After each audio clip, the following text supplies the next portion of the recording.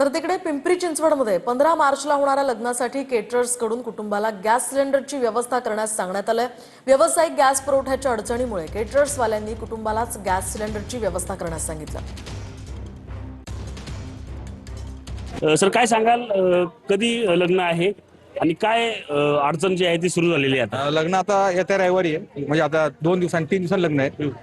आणि अडचणी अशा झाल्यात की आम्ही सगळं हॉल बुक केलाय, कपडे ते सगळे घेतले आणि प्रॉब्लेम असा आला की केटरर्स वाला म्हणतोय की मी केटरर्स जेवण करून देतो, पण सिलेंडर तुम्ही आणून द्या।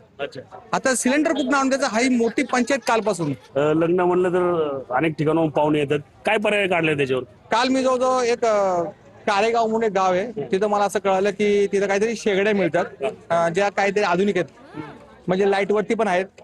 पण तिथं मी काल रात्री मित्रासंग जाऊन कोळशावरच्या शेगड्या, आता एवढ्या वर्षानंतर त्या कोळशावरच्या शेगड्या मी अक्षरशः रात्री प्रवास जाऊन सकाळी पहाटे 4 वाजेपर्यंत घेऊन आलोय। कॅमेरामन विशाल शिंदे, मी रंजित जाधव, TV9 मराठी, पिंपरी चिंचवड।